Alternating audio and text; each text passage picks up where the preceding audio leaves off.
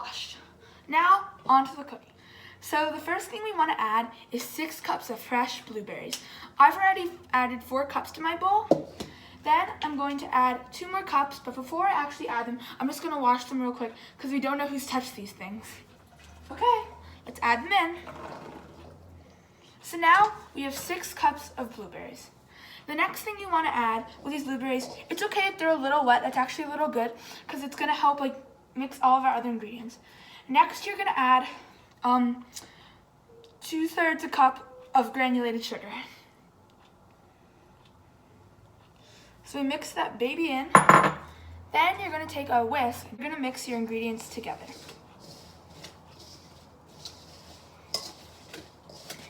This looks great. All right, the next thing you're going to add is 1/4 a cup of cornstarch. So I have my cornstarch right here. It's an ingredient. It's really important when you're making fillings.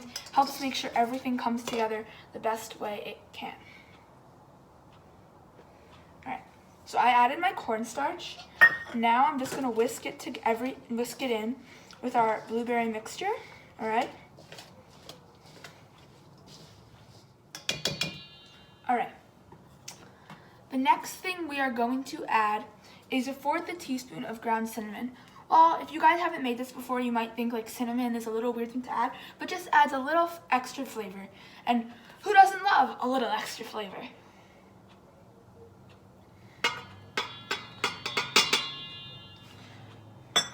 Another flavor booster we have is lemon juice. So you're gonna add a tablespoon of lemon juice just for a little acidity, which makes it a little sour and sort of cuts back the sweetness from the sugar and the blueberries. So now let's mix everything together. But while it may not seem like it's a lot of liquid that we've added, it's okay because it actually is a lot more liquid than you might think, because some blueberries might get crushed and they have a little liquid, and when it gets into the oven, everything is gonna get marinated in a way, everything is gonna come together and it's gonna create something absolutely delicious. All right, so now I finished mixing. Okay, so now what we're gonna do is we're gonna preheat our oven. So preheating your oven is basically a way for it to prep before you actually start heating it up. All right, let's go. All right, so I just set the oven to 400 degrees Fahrenheit, and when I hear a little beep, that's when I'll know it's time where I can put everything in. Okay, so now this is where we have to work with our pie dough. So you can make your own pie dough from scratch, but what I did was I used a Betty Crocker mix to just make everything a little quicker, you know? Gotta do what you gotta do sometimes. All right, so you're gonna take your pie dough and split it in half like I've already done here. So we're gonna save 1/2 for the top, but the other half we can take out.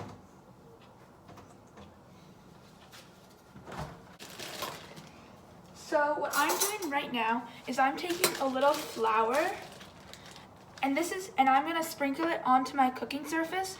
So I'm using a cutting board, but you can use whatever surface you want as long as your parents know it's something that's easy to clean.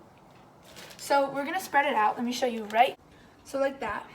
Then you're gonna take your dough.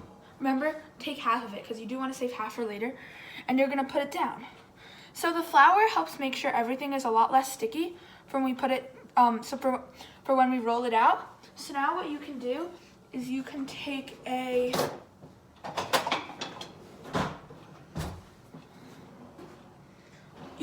rolling pin, or you can take something like a water bottle, which is actually what I'm gonna use because I don't have a rolling pin, and you're gonna simply roll out your dough. And while you do want it to be thin, you don't want to make it too thin. You want to make it like about this thick, so you can so it can still be cut, and but it can also still hold its shape. So this does take a little while, and if you need to, you can add a little more flour, and you should also make sure you flip your dough like this. Whoop. And then keep rolling out until you use your judgment to see if you think everything is good. Before you look at your dough, you want to get out your cooking pan. So I'm going to take mine out right now. All right, so what you're going to do now is you are going to take your pan. I actually need to dry it right here.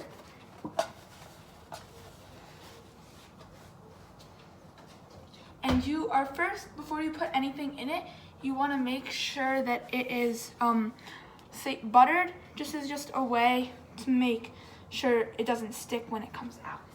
Just a tiny bit, doesn't have to be too much. And you can rub it, and what you should do with it is you can use your hands, and you can rub it along the floor of the pan and along the sides. Okay, so once your pan is done, buttered, then you can add your crust. So I have my crust right next to me, as you can see. So this is the part where it really depends on what type of pan you're using. For me, I'm using a square pan. And so you're just gonna put your crust in on the side. And if it didn't roll out completely, it's okay. You can sort of just find the thicker parts, because you will still have some thicker parts. Nobody is perfect at rolling. And you're gonna take it and you're sort of gonna like shimmy it up a little.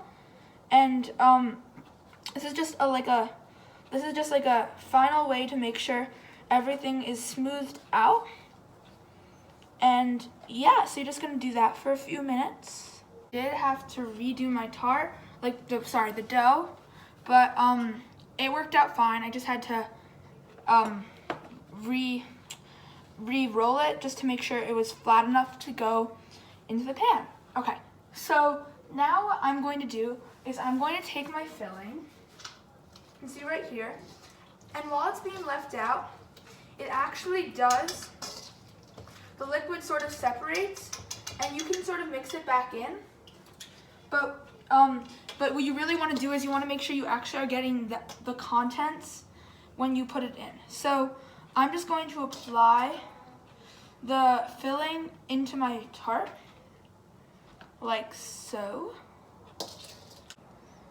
All right, once you finish your batter, what you're going to do is you're going to set everything aside. You're going to set your filling and your crust aside, because as you may remember, we still have more crust that we're going to work with now.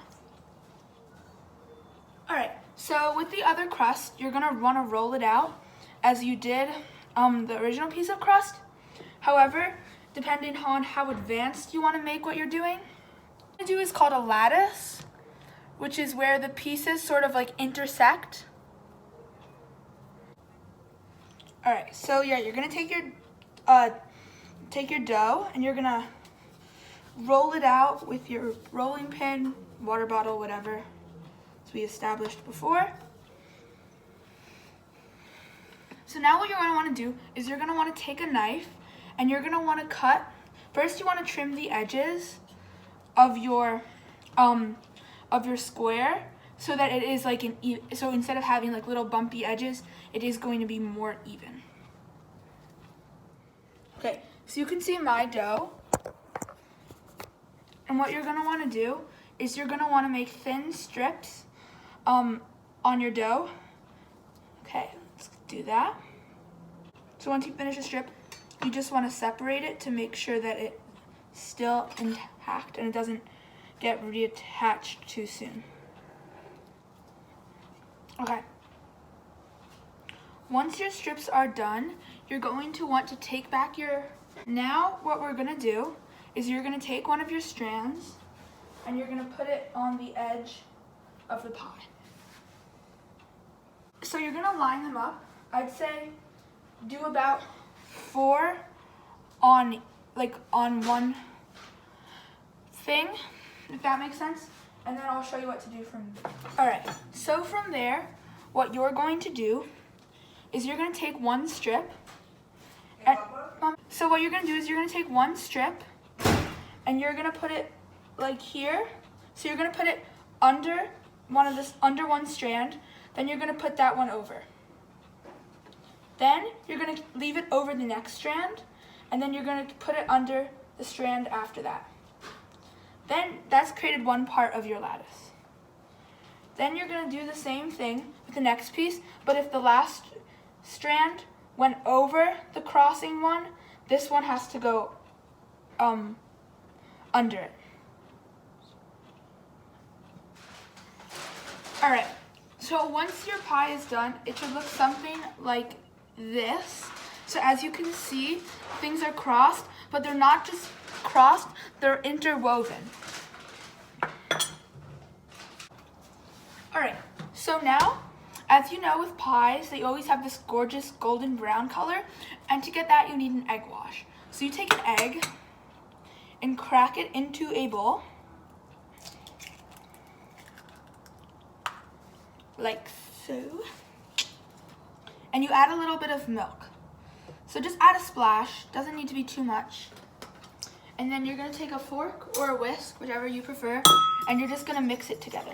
And once you have that, you can take a tool. If you have like a brush you use for cooking, that'd be great, but if you're like me and you don't have that, then you can just use a spoon, and you can put a tiny bit of it onto your dough and spread it around like I'm doing right now. All right, once you've finished, this is the part where we're actually gonna get to put it in the oven. So what you're gonna do is you're gonna open your oven, of course, and if you're younger, I really strongly suggest you don't do this by yourself and have a trusted adult put it in. So what you're gonna do is you're gonna put your mixture, not mixture, what am I calling it? It's a pie, a tart. It's actually a pie, I'm sorry. Okay, so you're gonna take your pie and you're just gonna put it into the oven. I'm not really sure which shelf you use. I use the top one because it's the easiest. What can I say? So then you're gonna close it, and you should set your timer for 20 minutes. All right, once the 20 minutes are up, you do want to keep it in the oven for a little longer, 25 minutes to be exact. However, you wanna make sure you lower the oven to 350. All right, here it is.